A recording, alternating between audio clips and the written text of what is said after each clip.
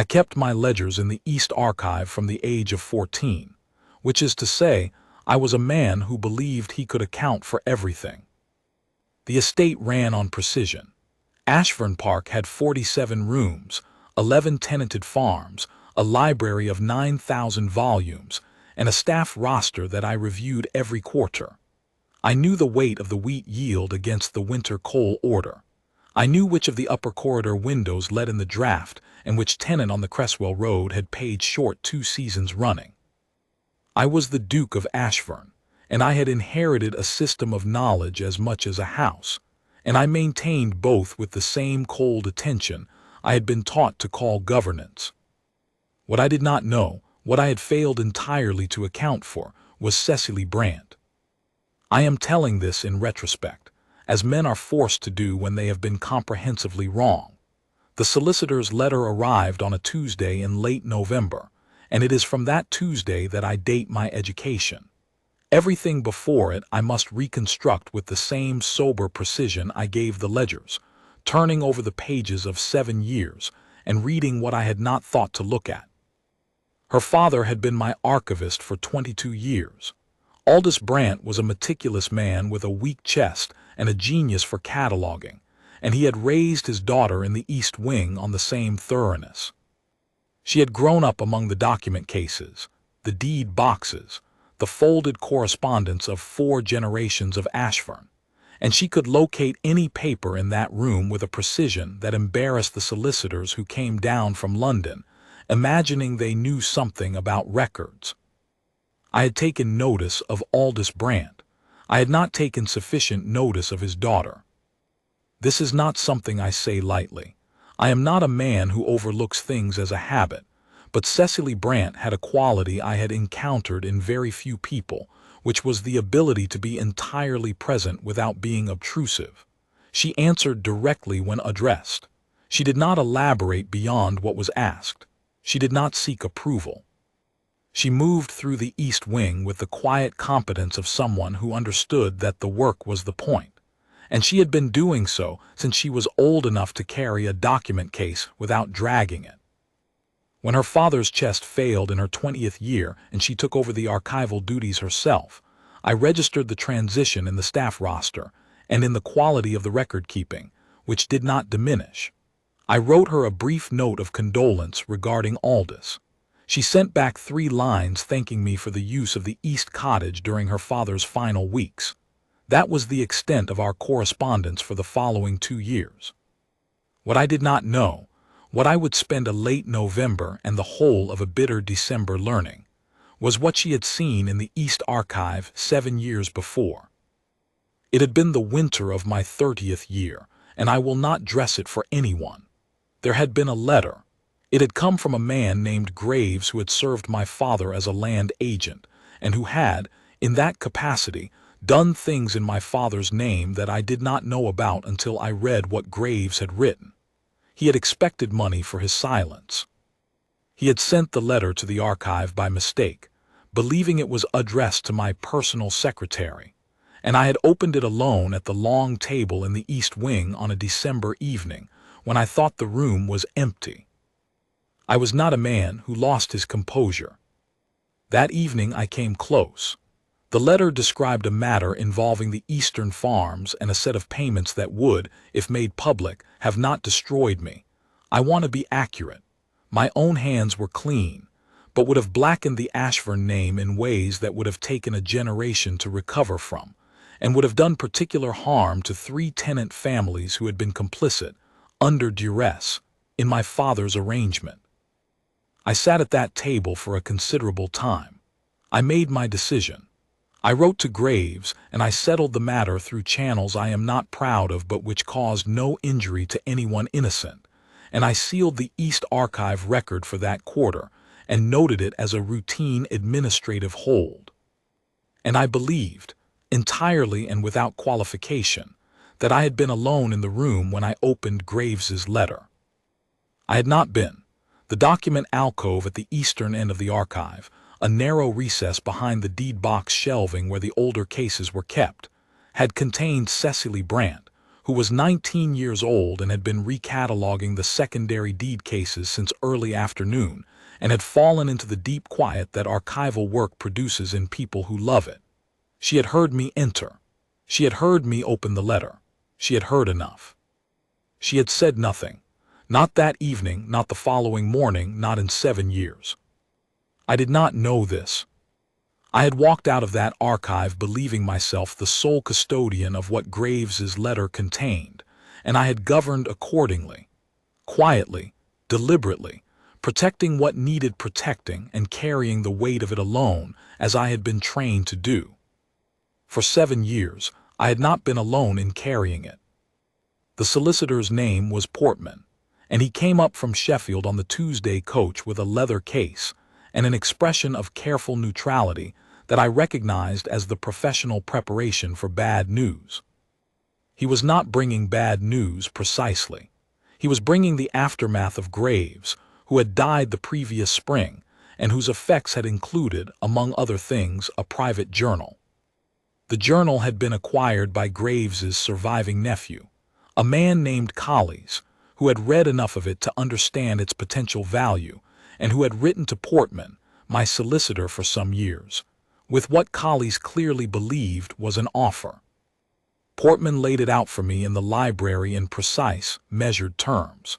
The journal did not contain the original letter that had been destroyed, as I had ensured, but it contained Graves's account of the transaction, which was detailed enough to be damaging. Collies wanted £400 and had given a deadline. I heard Portman out.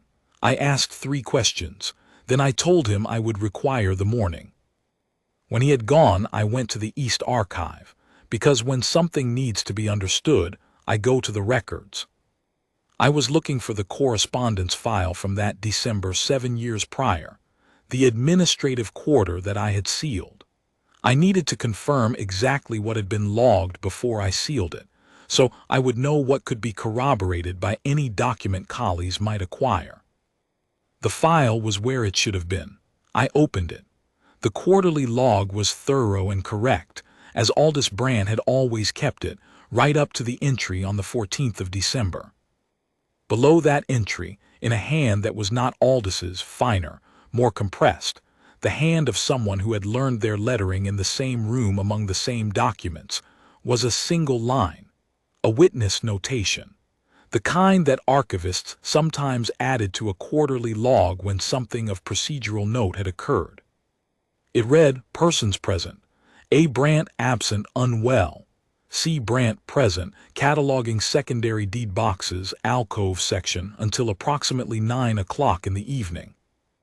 No further annotation, no indication of what she had heard or what she had done with it, or why she had notated at all except, and I stared at this for a long time, except that she was an archivist's daughter and the record demanded accuracy, and she had put herself in it as a matter of professional honesty, knowing I would never look. I had never looked. I sat down in the chair at the long table, and I looked at her handwriting for rather a long time. The East Cottage had stood empty since her father's death.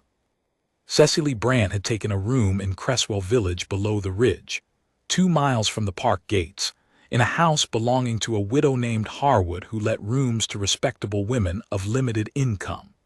The village was small, and the inn was at the crossroads, and it was not a place where the Duke of Ashford was in the habit of arriving on foot in the late morning, with his coat collar turned up against the moorland wind. I did so regardless. She was at the Harwood house. She opened the door herself. Mrs. Harwood had evidently gone to market, and she looked at me the way people look at unexpected things, with no expression prepared in advance, which meant I saw her real one, which was a careful steadiness that did not reach for warmth and did not flinch. "Your Grace," she said. "Miss Brandt." I had not prepared a speech. I had spent the walk down the ridge deciding not to. "I have come about the archive record for the 14th of December, 7 years ago." A pause, not a long one. She stepped back from the door. "You had better come in." The parlor was small and very ordered. There were books stacked by category on a shelf she had clearly built or arranged herself, and papers on a writing table that had the particular organized appearance of work in progress. She did not offer tea. She sat in the chair nearer the fire, and I took the one she indicated without speaking, and we looked at one another across the small hearth as the wind moved over the moorland outside. "You found the notation," she said. "It was not a question." "This morning. I was reviewing the file because a matter has arisen." I told her about Graves's journal and Colley's and what Portman had brought from Sheffield. I told her in the same terms I had used with Portman because she was plainly a woman who preferred plain terms. She listened without interrupting. When I had finished, she was quiet for a moment, and then she said, "The journal will say what Graves said. Your hands were clean in it. I understood that from what I heard. The harm, if it comes out, falls on the families." "Yes. And on the name. And on the name." She looked at the fire for a moment. Then she said, "I can give you a sworn statement. I was present in the archive that evening. I can attest to what I heard and what I observed regarding your conduct. It would not neutralize the journal entirely, but it would characterize the record." I looked at her. "You would do that?" "I could do it. I am asking whether you would." She met my eyes, and there was something in her expression that was not quite what I had expected. Not the careful professional distance of an archivist's daughter managing a difficult conversation, but something quieter and more considered than that, something she was deciding whether to keep behind the glass. "Yes," she said, "I would." I held the word for a moment. Then I said, "Miss Brant, you have held this for 7 years." "Yes." "You said nothing. Not when your father was alive, not after. You said nothing to anyone." "No." "Why?" The question hung in the cold parlor air. Outside, the wind pushed at the window frame, and the fire shifted, and she looked at me with the steady, undecorated attention of someone who has had a long time to think about her answer. "Because it was not mine to tell," she said. "The document logged the notation that was mine to record, because accuracy is what the record is. But what I had heard was yours. It did not belong to me." I was silent. "I thought you might find the notation eventually," she said, in the tone of someone reporting a calculation that had proved correct later than anticipated. "I thought perhaps you would want to ask me what I heard, and I would tell you plainly, and we would settle what needed settling. But you didn't come." "I did not know you were there." "No," she said. "I supposed not." A silence fell, and it was a particular kind of silence. The kind that forms when a man is looking at the shape of his own inattention and finding it larger than he expected. I said carefully, "You were 19 years old." "Yes."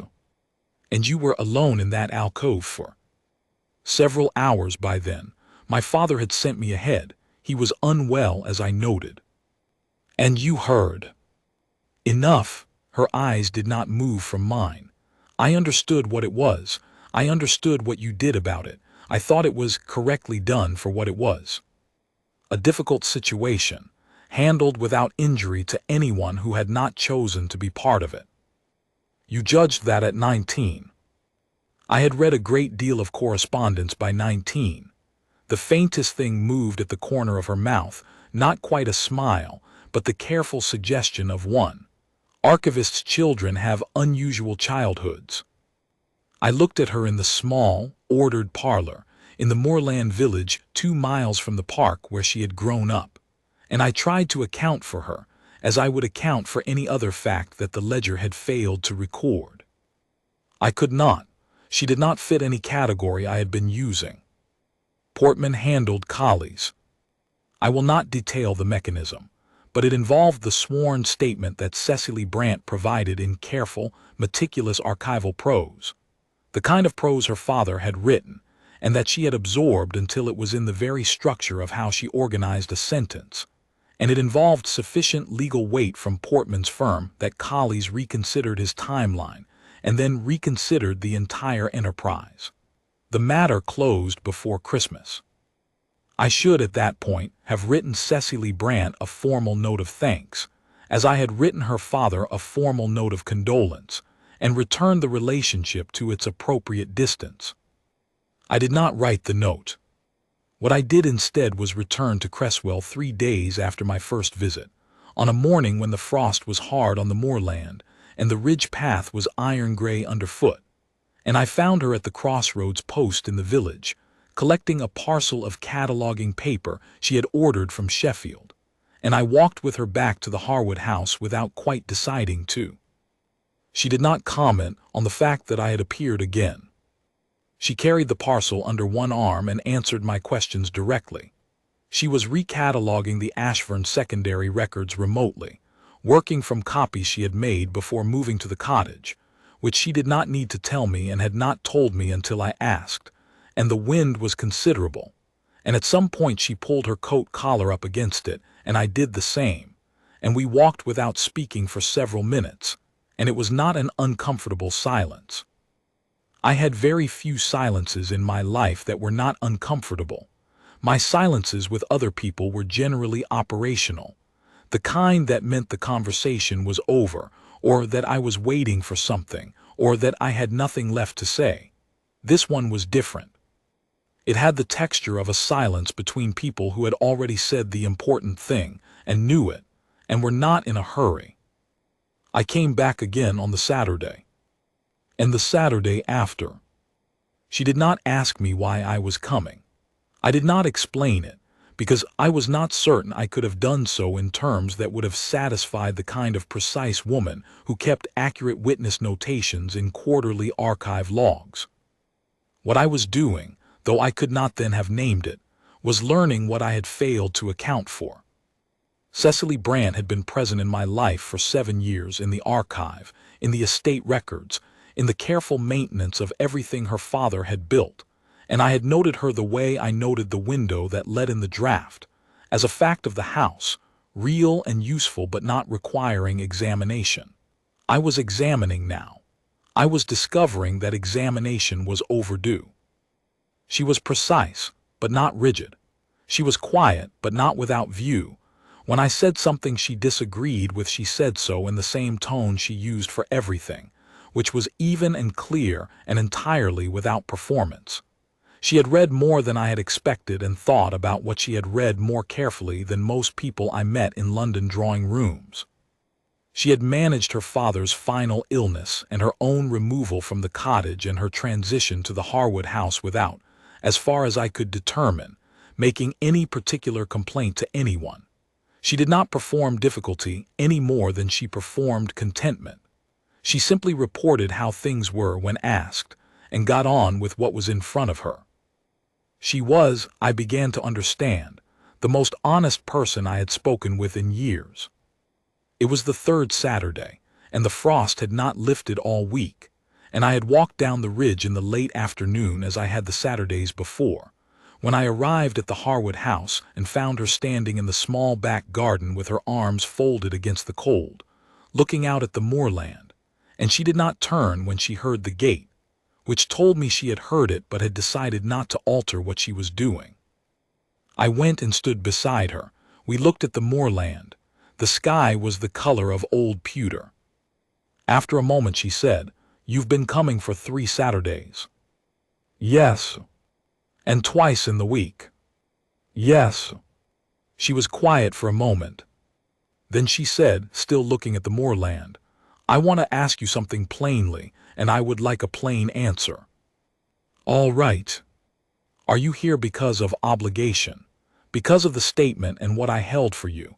Because if that is the reason, I would prefer you not to come."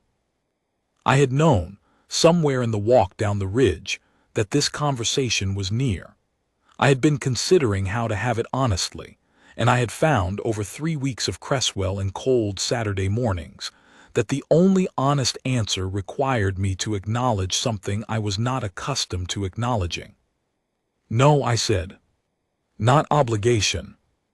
"Then what?" I turned to look at her profile, the fine, composed face and the coat collar turned up and the slight redness of the cold at the tip of her nose, and I said, with the same precision I had given the ledgers for 20 years, because she deserved the precision, and because it was the only currency I had that was worth anything to her. I am here because I have been looking at the record for 7 years, and I did not see you in it. And now that I have found you in it, I cannot account for what I find, and it seems to me that this requires further investigation. She turned then and looked at me directly. That, she said, is possibly the most archival declaration of interest ever made. I am not accustomed to making declarations. I can see that. A pause. The pewter sky was darkening toward evening. She looked at me and I looked at her, and the moorland wind moved between us, and I was, for perhaps the second time in my adult life, genuinely uncertain of the outcome. The 7 years, she said quietly. Yes. I need you to understand what they cost me, not to manufacture obligation in you. I am not interested in obligation. She held my gaze steadily. But you should know that keeping a thing of that weight for 7 years alone, without so much as an acknowledgement that there was anything to keep, that was not a small thing. I made a choice about it every year. Every time the question of whether it was the right choice came up, and it did come up, I made it again. I know, I said, and then because she deserved all of it. I did not know you were there. I did not know anyone carried that with me. I have carried it as though I were alone, and I was not, and that is a fact about my life I am only now beginning to see the full dimensions of. I am sorry for the years in which you were invisible to me. I cannot make them different. I can tell you that they are finished. She looked at me for a long time. The cold came in off the moorland, and the light went down to gray, and the first stars were beginning somewhere above the ridge. One condition, she said. Name it. Plainness from both of us. No performance of what we think the other one wants to see. You tell me when something is difficult, and I will do the same, and we will not dress it for company. I said that is, as it happens, the only way I know how to live. The corner of her mouth moved. Yes, she said, I had noticed that. We were not married in the Ashford Chapel, because the Ashford Chapel had 17 pews, and the word would have been out across the county inside a week, and she did not want a county event. She wanted the church in Cresswell, which held 40 and had a crooked font, and a vicar named Hemsworth who had known her father. And I had no objection to any of this, because by then I would have married her in the East Archive, standing between 2 deed boxes if she had preferred it. There were, I believe, 11 people present. Portman came from Sheffield, which I had not asked him to do, but which I was glad of. Mrs. Harwood came because Cecily asked her, and wept quietly from beginning to end, which Cecily had predicted and I had not. The ceremony was brief, and the day was clear and cold, and the frost was still on the ridge, and afterward we walked back up to the park together. The long way, along the moorland path she had walked her whole life, with the estate laid out below us and the sky enormous and blue above. She carried nothing except her coat, and I carried nothing except the consciousness of how completely I had failed to read the room for 7 years, and how much it was worth to me that she had stayed in the archive long enough for me to find her. At the gate of the park she stopped and looked back at the village below, at the Harwood house and the crossroads and the ridge path, and I waited beside her without speaking, because I had learned, in 3 weeks of Saturdays, that she sometimes needed a moment to bring things to their conclusion. Then she turned, and looked at me with the same direct, undecorated attention she had given everything in her life that she had found worth attending to. Well, she said, as though closing a ledger entry, and there was warmth in it, the kind that does not announce itself, but that you feel in the marrow, the kind that has been waiting long enough that, when it arrives, it is absolutely certain.